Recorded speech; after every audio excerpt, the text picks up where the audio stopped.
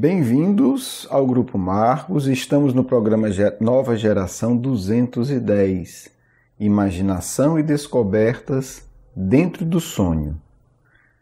Hoje a gente vai trabalhar duas questões bem interessantes, né? Assim, me empolga muito, é uma alegria muito grande estar com você. Não sei em que momento do tempo e do espaço, né? Mas é uma alegria a gente estar iniciando essa reflexão e sabendo que pessoas interessadas como você vão ouvir. Vamos começar com um pequeno trecho de um poema, música do Lenine, Paciência. Eu vou ler só duas estrofes. Mesmo quando tudo pede um pouco mais de calma, até quando o corpo pede um pouco mais de alma, a vida não para. Enquanto todo mundo espera a cura do mal e a loucura finge que tudo isso é normal, eu finjo ter paciência. A gente pegou essas duas estrofes porque mostra o nosso imenso drama de hoje, e isso vai ter a ver com o nosso tema. Primeiro, assim, o eu poético aqui, o eu lírico, ele vai escrever uma coisa que é um pouco de autodenúncia, né? Mesmo quando tudo pede um pouco mais de calma, né? Necessidade da calma, até o corpo pede um pouco mais de alma, um pouco mais de vida, um pouco mais de equilíbrio, um pouco mais de espiritualidade. A vida não para. Quer dizer, aqui é uma autodenúncia, né? Porque a vida, ela não para, mas ela também não é acelerada. A vida no sentido do equilíbrio, da vida verdadeira. Porque a gente aqui atribui, né, como se o nosso desequilíbrio pelo excesso de pressa fosse simplesmente externo. E aqui nesse outro parágrafo ele se denuncia, né? Enquanto todo mundo espera a cura do mal, né? Assim, um dia a vida vai ser calma, um dia a vida vai ser equilibrada, e a loucura finge que tudo isso é normal, né? Porque nós hoje sabemos, quem ouve esse programa já sabe, quem refletiu sobre a vida já sabe, quem leu o Evangelho segundo o Espiritismo ou o Livro dos Espíritos já sabe. Nós vivemos tempos de loucura, de desequilíbrio profundo. Só que a loucura, para se ampliar, ela finge que é normal. É normal o abuso de substâncias químicas, é normal gritar com o outro, é normal se desrespeitar, é normal se submeter a situações de desequilíbrio ou de autodegradação. A loucura, nós quando estamos na loucura, fingimos que isso é normal. E aí ele termina mais uma vez se denunciando. Eu finjo ter paciência. Fingir ter paciência não é ter paciência. Esperar a cura do mal não é ser paciente. Paciente é iniciar a cura em si. É se desvincular dessa dinâmica da loucura da vida. O que é que isso tem a ver com os sonhos e com a imaginação? Essas duas questões, a 405 e a 406 do Livro dos Espíritos, elas vão nos fazer ver como nós, como nossa mente, como nós espíritos, como a nossa percepção é algo poderoso, nossa percepção é poderosa e delicada. Olha aqui que resposta interessante dos espíritos. Kardec pergunta: Frequentemente, vê-se em sonho coisas que parecem pressentimentos e que não se confirmam. De onde isso se origina? Então Kardec, com o valor profundo que ele dá aos sonhos, não é uma crença, tudo que eu sonhei vai acontecer, eu acordei sentindo isso, vai acontecer. Não, muitas vezes a gente pode acordar com pressentimento e aquilo não acontece. E aí Kardec pergunta, né, de onde é que vem isso? Primeiro, olha como é delicado. Primeiro, os pressentimentos podem confirmar-se para o espírito e não para o corpo. Quer dizer que o espírito vê aquilo que deseja porque vai ao seu encontro. Então, primeiro, é algo que não tem vínculo com a sua vida material. Vou continuar. É preciso, entendeu? Então, primeiro, por exemplo, você vai conseguir uma promoção espiritual, né? Você está num estágio, você fez um curso e de repente você vai conseguir se engajar em um trabalho espiritual. É uma conquista, é uma promoção. Então você acorda com aquela convicção, com aquela, poxa, consegui. Mas não é uma promoção no seu trabalho, né? Não é que você vai ser promovido no seu emprego. Então isso pode se misturar. Olha como é delicado. Tem mais. É preciso não esquecer que durante o sono a alma está sempre mais ou menos sob a influência da matéria e, por conseguinte, nunca liberta completamente das ideias terrenas, né? Daí resulta que as percepções da vigília podem dar, ao que se vê, a aparência do que se deseja ou do que se teme. Então, você pode confundir a coisa, uma conquista que eu realizei no meu trabalho espiritual com uma conquista material, mas também o espírito ele teme tanto uma coisa que ao sair do corpo ele cria aquilo ali do ponto de vista espiritual, né? A aparência, ele cria aparentemente do que se pode chamar, a aparência do que se deseja ou do que se teme. Aí está verdadeiramente o que se pode chamar um efeito da imaginação. Quando se está fortemente preocupado com a ideia, tudo o que vemos ligamos a ela. Então, o excesso de medo, o excesso de preocupação, ele vai gerar quadros espirituais, quadros energéticos. Não são uma realidade essencial espiritual, mas a nossa mente é poderosa. Então a gente tanto pode criar quadros mentais, quanto a gente pode ver uma coisa e imaginar outra. Então, por que eu li o poema no começo? Porque o equilíbrio íntimo é fundamental para que as nossas percepções sejam verdadeiras. Esse é o ponto. Se a gente vive uma vida de uma dinâmica enlouquecida, não precisa dizer que as nossas percepções espirituais elas vão estar distorcidas, no mínimo. A gente vai ver uma coisa e vai interpretar outra completamente diferente, né? A gente, por exemplo, está no plano espiritual num trabalho e aí passa por uma região difícil e acorda totalmente desesperado e apavorado. Por exemplo, exemplos concretos. A Ivone do Amaral Pereira fala como é difícil algumas pessoas que se preparam e se candidatam para trabalhar com suicidas. E aí vão ajudar, nesse trabalho nós não vamos ver coisa bonita, né? Óbvio, suicídio é um negócio muito pesado. Pedaço de gente, o suicídio se repetindo, a angústia do sufocamento, né? Por veneno, as dores do que é ingerir um veneno, etc, etc, etc. Aí trabalhamos ali com, 2 dezenas de pessoas. Aí, se a gente não tem equilíbrio, a gente acorda achando que teve, de fato, em regiões espirituais terríveis, que estamos sendo perseguidos por obsessores. Isso existe, as duas coisas existem. Daí uma imaginação lúcida, uma base emocional de equilíbrio para a gente distinguir o que é que eu estava fazendo. Eu estava sendo vítima estava numa região inferior ou eu estava num trabalho do bem? Veja como a coisa não é tão nítida para quem não tem uma percepção clara. Então, essa distinção das sutilezas, elas... Agora, vamos aqui para o ponto mais objetivo. Você vai me dizer, não, esse negócio então é muito complexo. Mas a vida é muito complexa. Porque o que eu estou falando é da percepção espiritual em relação ao sonho. Mas é exatamente a mesma coisa da percepção em relação ao nosso dia a dia.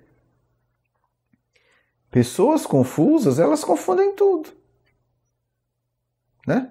A gente vê casos extremos, mas que existem. O médico vai operar e opera errado. O médico vai operar e esquece um gás dentro do paciente. O médico é a equipe.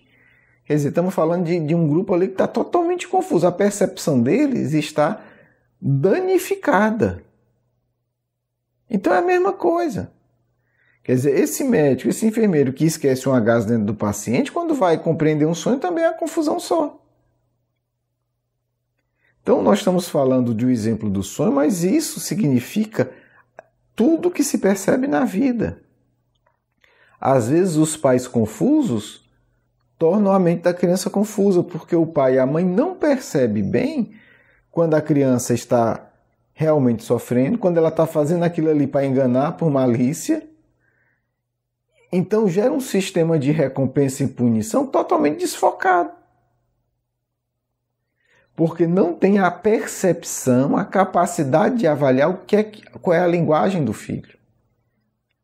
Está fazendo isso porque está carente, está chamando a atenção, ok, mas por quê? Porque está tentando um tipo de manipulação, porque está naquele medo com um medo profundo, e todos nós, isso faz parte da vida humana, somos atrasados. Se a gente for à nossa infância, a gente vai ter lembrança de que nós, enquanto criança, sofremos intensamente. Porque o pai, a mãe, o cuidador, não foi capaz de perceber aquela angústia profunda e tratou como uma coisa menor. Ou tratou como se fosse um outro fenômeno. Então, quando a gente fala dessa percepção, a gente está falando do sonho, mas é uma percepção que se aplica a tudo do nosso dia a dia. Isso acontece constantemente. A gente fala uma coisa e a pessoa interpreta de uma maneira totalmente distorcida, e vice-versa. A pessoa chega de uma forma mais educada, né? A gente vive num mundo muito doente do ponto de vista da sexualidade, e a gente ou outro já acha que está dando em cima de mim. Então, a nossa percepção distorcida gera muito problema. A pessoa já é simpática porque é educada, porque o fulano ou a fulana, A ou B, somos todos iguais, erramos em grau diferente, mas somos todos iguais. Será que fulano está dando em cima de mim? Será que fulano quer ter alguma coisa comigo, mas eu não quero? Ou vice-versa. Ou você trata bem a pessoa porque quer tratar bem, a pessoa já acha que você quer alguma coisa a mais. Então, eu estou dando vários exemplos para mostrar que a questão da percepção ela gera muita dor em todas as relações. Então, o sonho exige ainda mais, né? Esse equilíbrio necessário para que a nossa percepção seja mais equilibrada e mais lúcida. Vamos agora para 406, muito rapidamente, que tem a ver com tudo isso, né? Kardec pergunta assim: quando vemos em sonho pessoas vivas que conhecemos perfeitamente praticarem atos que absolutamente nem cogitam, não seria esse efeito da pura imaginação? Você está no sonho, vê fulano fazendo isso? Quem diria? Olha como é sutil a coisa. Olha o que é que os espíritos respondem. Aqui eu vou ler rápido porque já dei exemplo. De que absolutamente nem cogitam? O que sabe sobre isso? Olha aí, gente. Quer dizer, o que é que eles estão dizendo para Kardec e para nós? Você acha que realmente conhece as pessoas?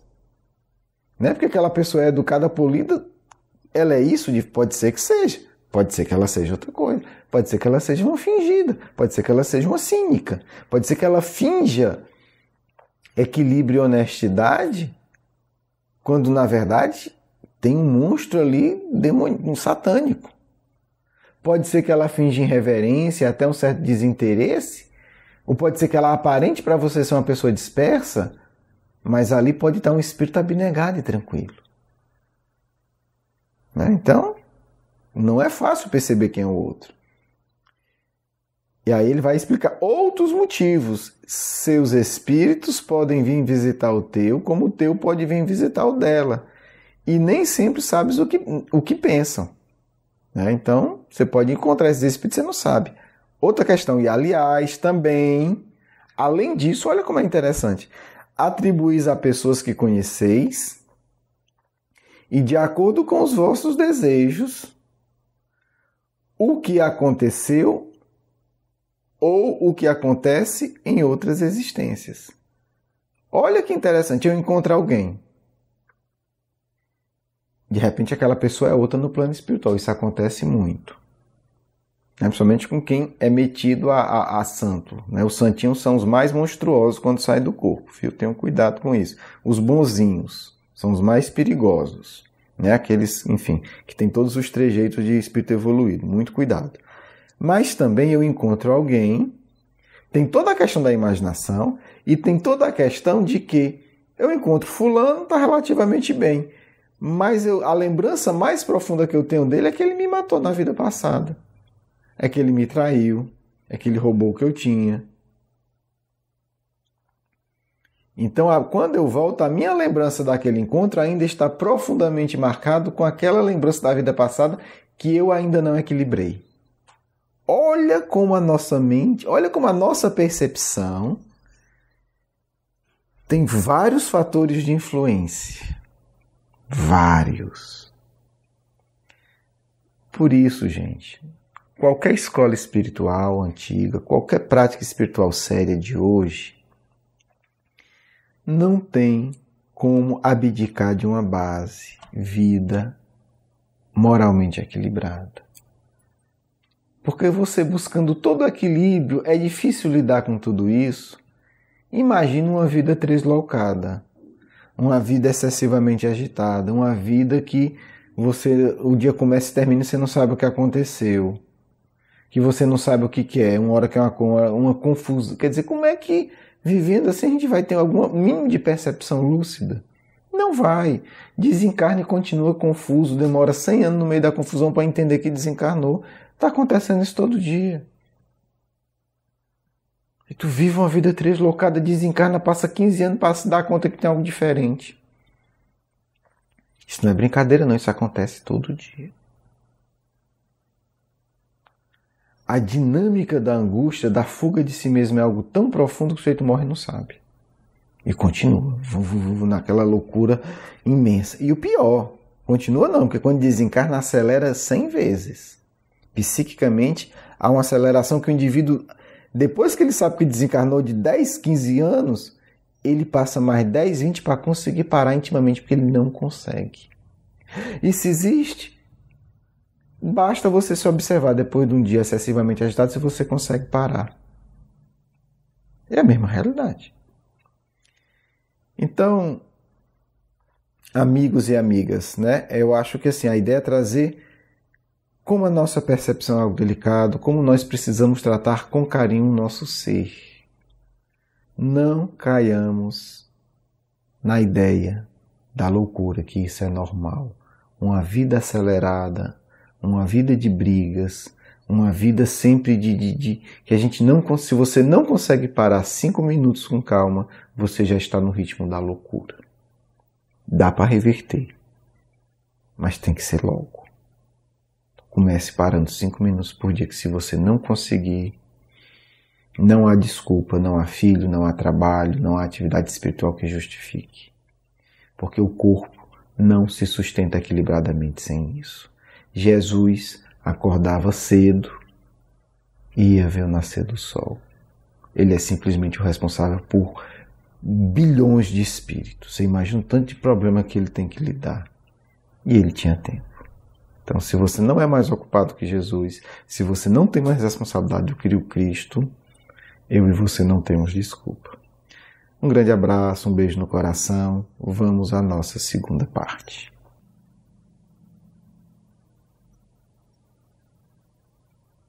Que a paz do Cristo esteja conosco nesse momento que precisamos desenvolver uma verdadeira ternura em nós, para que, vinculados com o Mestre, nos acalmemos, passemos a observar a vida com mais carinho, com mais gratidão, com mais respeito, de forma pacífica, amiga e amorosa.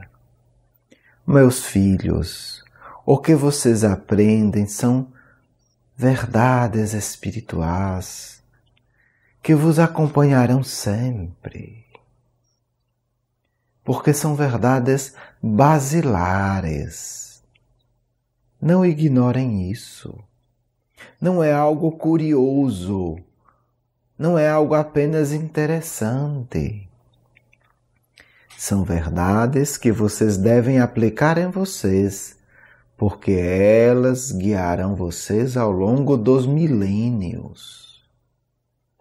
Fico muito feliz em ver que vocês começam a compreender, a sentir a beleza, a grandeza do que vocês são. Vocês pensam, um parque de diversão maravilhoso. O sábio sabe, ele tem plena ciência de que em si existem diversões, descobertas muito mais interessantes, muito mais empolgantes, muito mais verdadeiras, muito mais emocionantes. Os tolos dizem, como pode, é sábio, passou um ano em profunda meditação, sozinho, isolado. Não, meus filhos. Um sábio que tira um ano para aprofundar-se espiritualmente, ele vive coisas extraordinárias. Ele lida com todas suas vidas passadas. Ele se conecta com várias e várias dimensões da vida espiritual. Falta tempo para poder explorar tudo. Ele sente a grandeza da vida. Ele penetra nos mistérios profundos da natureza. Ele interage com pássaros de forma profunda. Ele entende a linguagem da cachoeira, porque ela gera nele um estado alterado de consciência maravilhoso e o permite alçar voo em dimensões fantásticas. Por isso, filhos, nós lamentamos tanto que vocês buscam tantas e tantas e tantas diversões que na verdade são perdas de tempo. Na verdade, eles divergem o vosso espírito da verdadeira luz, quando vocês podem e devem buscar um lazer de experiências profundas, desse conhecimento que liberta, dessa sintonia com o que há de mais elevado na vida, utilizando-se dos recursos que Deus coloca na natureza, no mar, nas flores e nas florestas. Sentir a delicadeza e a grandeza do que é a mente de vocês. Entender que é preciso criar um ambiente para que a percepção se expanda. Escutar músicas que elevam e que harmonizam. Existem várias em vários períodos da história. Busquem a que mais toca o coração de vocês ou as múltiplas que elevam vocês. É preciso que o ser assuma a responsabilidade de harmonizar-se a si mesmo. Experiências espirituais não são achei uma moeda na rua, tive uma experiência espiritual fantástica. Não, você pode até ter como um incentivo algo pontual, mas é preciso criar capacidade perceptiva profunda e poderosa. Para isso, precisa sim décadas de esforço verdadeiro, que será remunerado de uma maneira fantástica. Façamos, pois, um pacto com Jesus de Nazaré. Senhor, dar-me uma percepção elevada, pois todo dia me esforçarei para que o ambiente do teu amor exista em mim e passo a passo eu consiga ver a beleza de Deus em tudo o que eu olhar, sobre tudo o que eu pensar, em tudo o que eu sentir. Esta é a libertação do Cristo, filhos. É passar a sentir, ver e viver no mundo com a lógica superior do amor que Ele ensina. Sejamos nós discípulos e veremos o reino de Deus em tudo o que percebermos. Paz a todos, do amigo espiritual de sempre. Quero agradecer o seu carinho, a sua atenção e para conhecer mais do nosso curso Educação Espírita, um convite à juventude, do nosso programa Nova Geração e os nossos livros, por favor visite o nosso blog grupomarcos.com.br. Você é muito bem-vindo. Um grande abraço.